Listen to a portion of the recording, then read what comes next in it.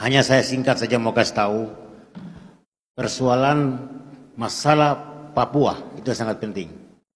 Sebab kita lahir di negeri ini, ketika integrasi 1969, gubernur pertama Eye Bunai di negeri ini, dan kemudian dia tidak tenang, dan dia lari keluar di tanah Papua dan meninggal di sana.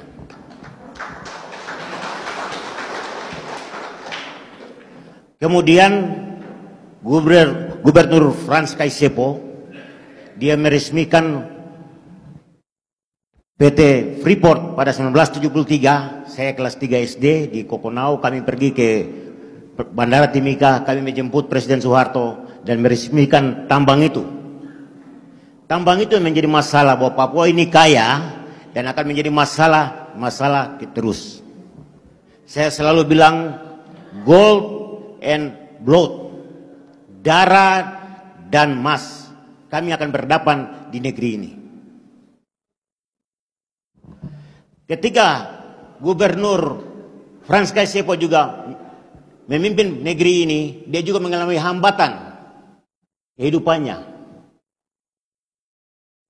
Dan kemudian dia mundur dalam periode yang sangat singkat, dia diganti oleh Gubernur Agop Sainal. Setelah itu berjalan, ada Gubernur Sutran, dia bumikan Papua dengan cengkeh. Dia mau samakan di Jawa dengan tanam cengkeh di Papua. Ternyata tidak cocok cengkeh itu di Papua. Adik-adik pasti belum lahir. Kami yang sudah ada ini, saya dengan ibu-ibu Krei ini pasti berdekatan umur saya dengan ibu. Kami hidup di dunia ini. Kemudian muncullah Gubernur Papua, Bapak Hindu. Dia jadi gubernur, saya masih SMP di Kokonau. Dia bilang, kami datangkan transmigrasi di Papua. Dari Sorong sampai Merauke, sampai Jayapura. Untuk orang Papua bisa berhadapan dengan transmigrasi. Siapkan pisau daging. Kalian tahu pisau daging itu apa? Kolot. Untuk bisa asimilasi dengan orang Jawa, lahirkan Mujair, muka Jawa Irian. Ini tantangan karena dia rasa takut dalam kehidupannya.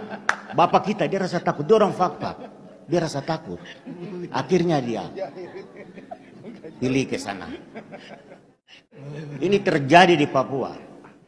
Tahun 1979, Silas Papare, ketika Gubernur Jawa itu mau diganti, Bu Siri mau diganti, Silas Papare dicalonkan untuk maju Gubernur Papua. Tapi dia diundang satu restoran di Jakarta, dia dikasih racun, berapa jam kemudian dia meninggal. Bukti fakta ada di keluarganya. Yang berikut Gubernur Yap Salosa. Yap Salosa mengundang saya ketemu di Gedung Negara. Saya pakai motor ojek naik ke Gedung Negara ketemu Pak Yap Salosa. Saya dengan Dr. Beni Giai. Dibilang sama saya, "Alo, hati-hati ngomong di media." Kebetulan saya Direktur Elsam, Wakil Direktur Elsam, saya lalu ngomong soal pelanggaran HAM di Papua. Hati-hati adik kalau. Saya juga hati-hati memimpin negeri Papua ini. Ternyata 3 bulan kemudian Gubernur kita Yap Salosa meninggal.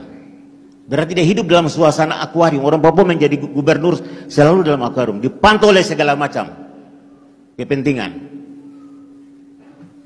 Sama dengan Pak Baswebu, terakhir ketika dia ditahan di penjara Sukamiskin Bandung, beliau mengatakan bahwa dia menyesal bergabung di negara ini. Yang terakhir, kasus Pak Lukas NMB mengambil hal yang sama.